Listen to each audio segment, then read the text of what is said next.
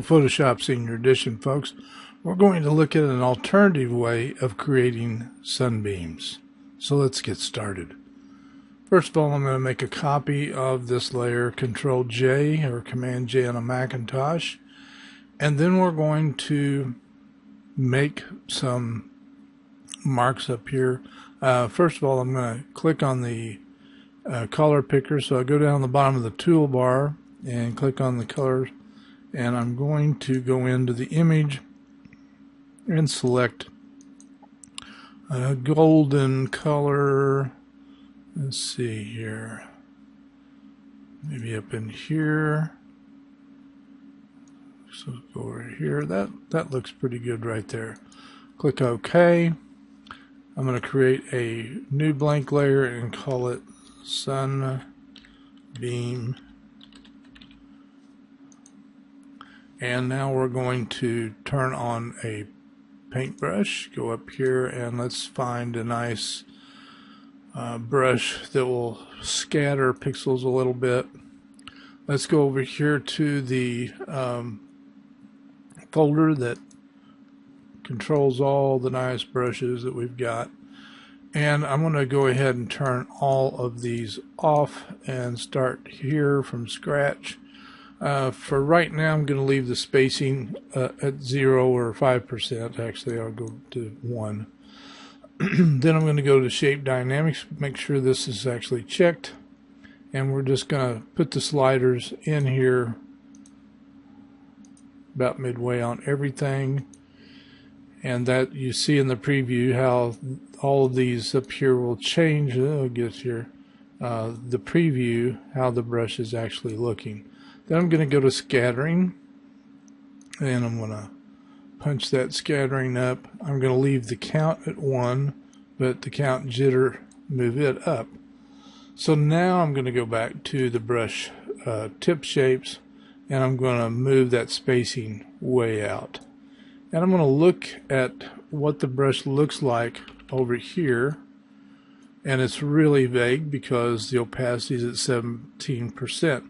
Now, what I've got is what I just did on its own layer.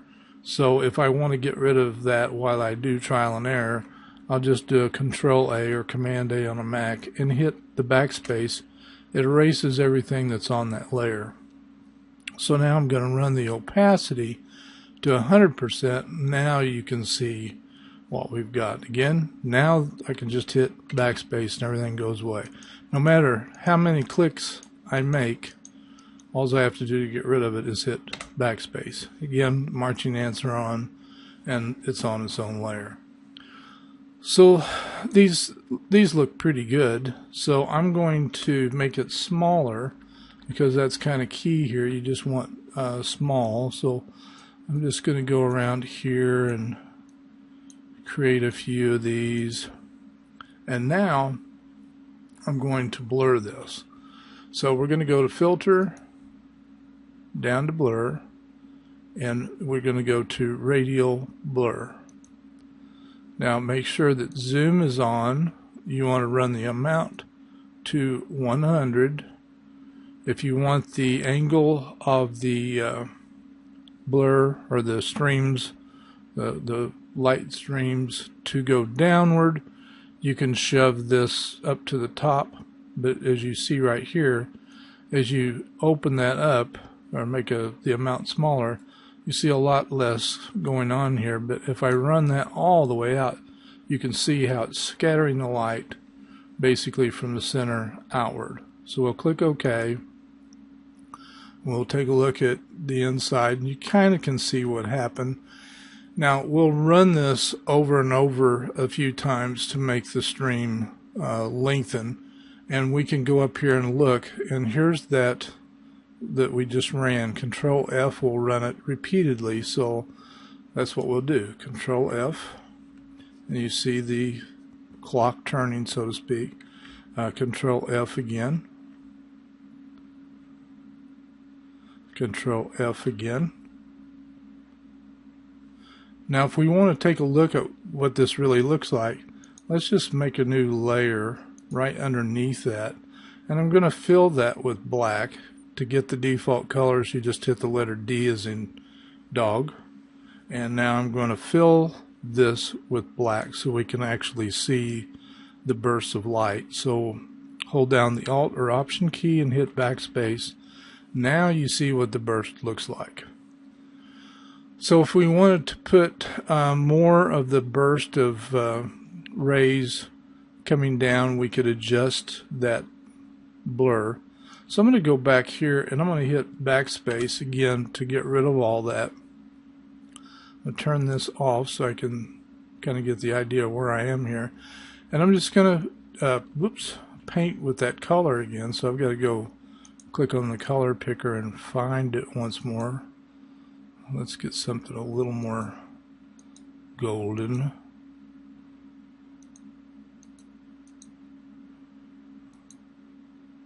Let's get something right in there. So we paint, and let's paint some down here. Let's paint some up here too, and we'll see what the difference looks like. So again, filter, down to blur, and radial blur.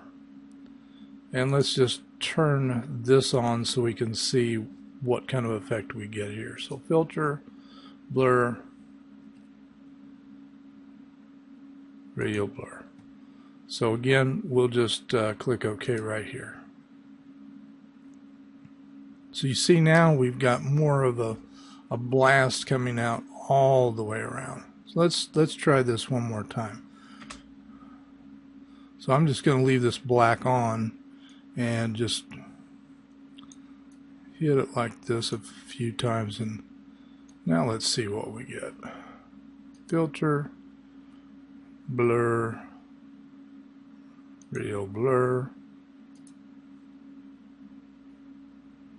Okay, I really like the way that one looks. And if we want to run it again, Control F or Command F on a Mac, and you'll see this burst explode a little bit more. Control F again, and that should be enough. So now if we want to make it heavier so it shows better, first of all let's move it up to where that's coming right through the opening there, and we'll hit Control J a couple of times, maybe just one time. Let's see what 2 times looks like. We'll say that's a bit much. So you can see, got to move these together. You can see how that looks overall. Now, if we want to, we can also transform this. I'm going to collapse one of these on top of the other. Control E is an echo, or Command E on a Mac. And we'll just use the Control T, and we can drag this out to be whatever size we want. And if we want to bring it down more, we can certainly do that. And let's just double click inside there. Now, if we want this burst to be behind these foreground trees, we can do this a little bit by double clicking over here on this sunbeam layer, and it brings up the layer style. Just go down to underlying layer, hold down the Alt or Option key on a Mac. That splits these two, and you notice up here it starts going behind. So something maybe right in there, and we get a nice stream look. And if we think it's gone a little bit too far, all we have to do is double click on that link, chain link there, and we can, somehow I magically got that unsplit. There we go. And if you want to go even further than that, we can put a layer mask on the sunbeam. The square donut down here puts the mask on. We turn on the brush. We go up and get a regular brush this time. And let's click here, make sure there's no special effects selected. So let's turn the shape dynamics off. spacing all the way to the left, and we'll get rid of that. We'll zoom in a little bit here. We'll paint with black and just get rid of any rays that are coming over the top of the foreground. I'll make that a little bit smaller here, and I'm going to shift click up here and then fine tune it a little bit. And let's go up in here a little bit too if you want. That's totally your call how far up there you go. You can even get some of these little limbs right here. And let's zoom back out, Control 0. Looks pretty cool. We've created the sunburst all over. Again, you can make it harder or softer depending. And then it doesn't hurt to go over here and experiment with the blends. So you can see what the hard light blend does to it. Sometimes you get some really nice effects, and sometimes there could be way over the top. But it's good to play with it and just see what you end up getting with some of these blend modes. Some of it I haven't experimented with at all. Multiply would darken things. So I don't dislike the hard light. I think that's kind of a neat effect, but again, we can dial the opacity down if we want to. Let's just go back to normal. Now, if you want to change the color of those sunbeams, you can always go down, click on the little yin-yang symbol here, which gives us the adjustment layers, and we can go with a use saturation. We'll bring this over here where you can see it. We want to colorize it, and we want to tell it only to affect the layer directly below it, which is the sunbeam. So we just click on that. Otherwise, it applies it to the entire image. So we're going to drag the lightness down, the saturation up, and then you can start playing with whatever colors you might want. If you brighten it up, you see what's going on there. It's kind of a nice effect right there.